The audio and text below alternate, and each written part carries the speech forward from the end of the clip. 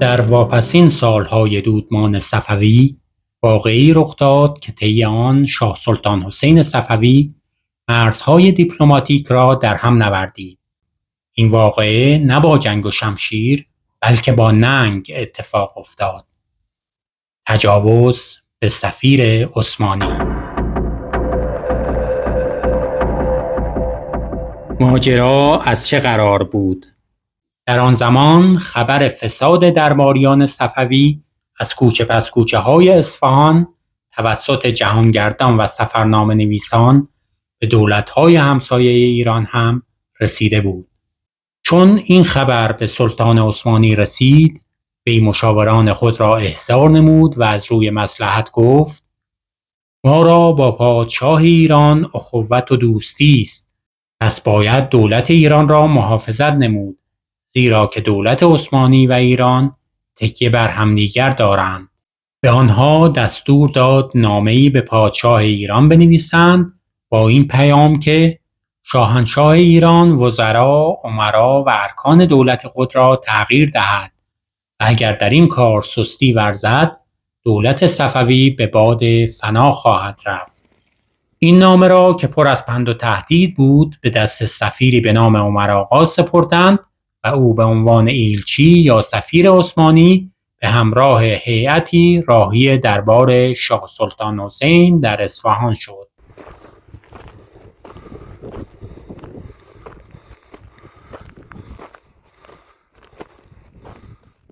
ایلچی عثمانی عمر آقا چون به حضور شاه سلطان حسین شرفیاب گردید، نامه را تقدیم به او کرد. شاه سلطان حسین دستور داد تا نامه را بخوانند. سلطان جمشید نشان چون مضامین نامه سلطان عثمانی را شنید، به ارکان دولت خود فرمود: در این باب چه میگویید؟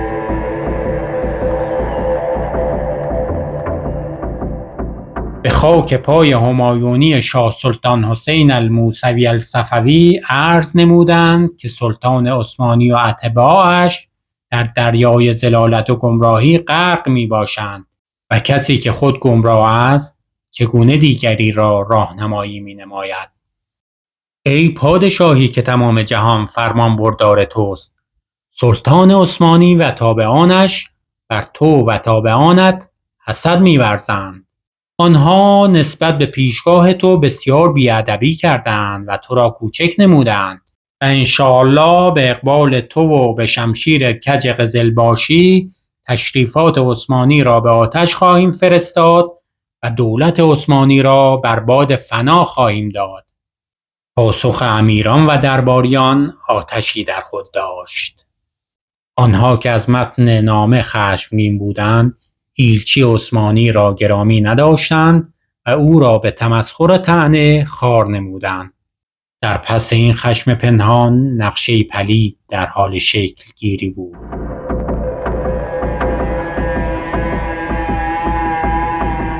شب 10 اقامت عمر آقا در اصفهان به اشارت نزدیکان درگاه جهانپناه، گروهی از سرهنگان خونخوار و رندان و بهادران اژدها کردار در لباس عیاری و شبروی و مکاری به سرای سفیر عثمانی یورش بردند.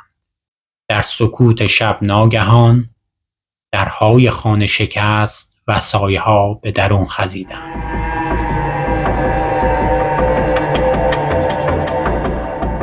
آن شب خانه عمر آقا بدل شد به میدان تاخت و تاز و شهوت و تحقیر.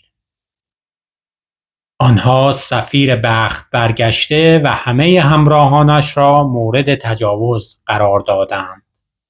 نویسنده کتاب رستم التواریخ می نویسد: بهادران بی شرم و آزرم صفوی عمودهای گران گوشتی خود را چنان بر سپرهای پهن دنبه‌ای بهادران عثمانی فرو کوفتند که فریاد و فغان آنها بر 7 گنبد افلاک بالا می رفت، اما در آن شب ایشان را فریادرسی نبود.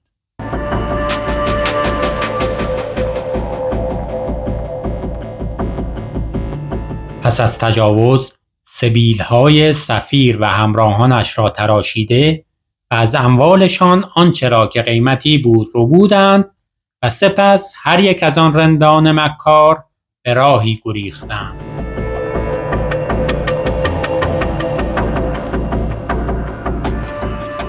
چون صبح شد خبر این واقعه به عرض سلطان جهانپناه شاه سلطان حسین صفوی رسید.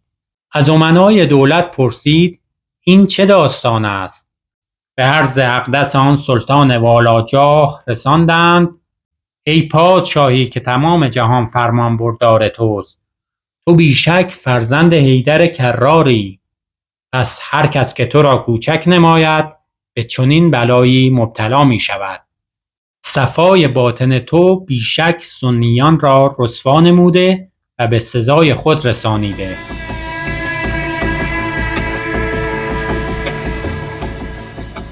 پس از چند روز بی توجهی به سفیر عثمانی به او رخصت بازگشت دادند. در تاریکی آن شب فراموش شده یکی از شومترین لکه‌های تاریخ بر دامان این سرزمین نشست. منبع کتاب رستم التواریخ به قلم محمد هاشم متخلص به آصف.